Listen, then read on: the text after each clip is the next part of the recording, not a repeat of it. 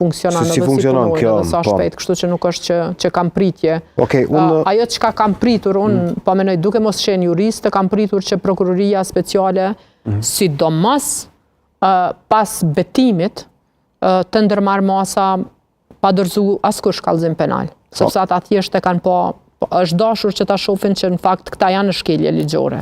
Zona Bajrami, dua t'i përfshihet disa pyetje të shikuesve, por para kësaj të pyes pak edhe për me që po flasim edhe po zhvillojmë këtë intervistë për herë të parë si kryetari i grupit parlamentar të Lidhjes Demokratike të Kosovës. Në fakt nuk jam ende. S'është ta bëm ende, po nga partia po. Ende s'janë konstituar, është e vërtetë, domethënë.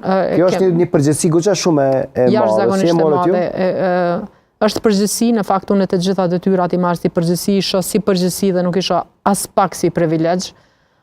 Nuk është as pak e lehtë të punosh në një ambient siç është Kuvendi i Republikës së Kosovës, i cili është polarizuar jashtëmase, në një ambient ku mbizotrojnë interesat partijake dhe personale mbi interesat shtetërore dhe interesat e qytetarëve të Republikës së Kosovës. Mirë po e kemi marrë si përgjegjësi. Unë si kryetare e grupit parlamentar dhe zoti Kujtim Shala si nën kryetar nga radhët e Lidhjes Demokratike të Kosovës, kem marrë këtë përgjegjësi nga kryetari, jemi përkrahur nga deputetët e grupit parlamentar dhe gjithashtu ka pasur edhe një votim formal në kryesinë e Lidhjes Demokratike. Megjithatë, ende nuk i kemi këto role, sepse nuk ka konstituim. Nuk është duke funksionuar. Nuk ka konstituim dhe nuk janë pas gjetjeve Zonja Bajrami u pas sikur të ketë një lloj turbulence brenda Lidhjes Demokratike të Kosovës, pas qëndrimit zotit Hoti, thirrjes së tij të hapur, çfarë po ndodh brenda Lidhjes Demokratike? A ka pajtim brenda Lidhjes Demokratike të Kosovës?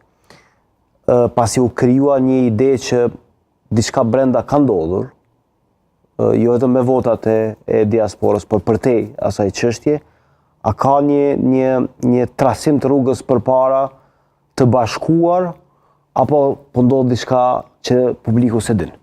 Jo, nuk ka asgjë. Në fakt, na shuhemi kështu për transparencë dhe pavarësisht që mos marrëveshjet dhe kundërthanjet ndoshta brenda partive të tjera politike, cilat ne i dëgjojmë shpesh sepse jemi pjesë e Kuvendit të Republikës së Kosovës dhe sidomos brenda Kuvendit ne flasim edhe me deputet të partive të tjera, janë shumë të mëdha ndoshta tek parti tjera, mirë po nuk dalin asnjëherë në publik, ne kemi komunikimin paksa me të hapur.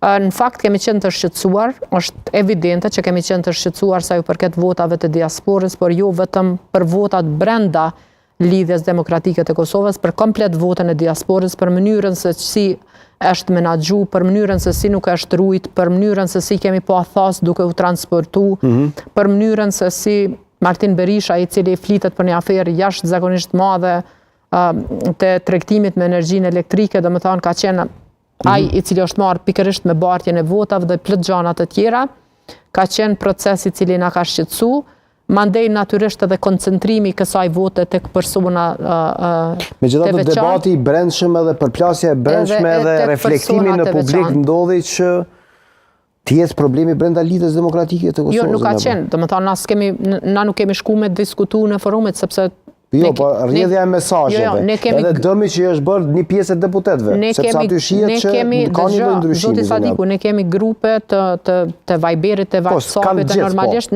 Jo, e kam fjalën, ne kemi grupe me antarët e partisë tonë, ne nuk kemi grupe me antarët e partive të tjera, andaj edhe shqetësimet i kemi shprehur te grupi ynë, nuk kemi pasur mundësi për shembull që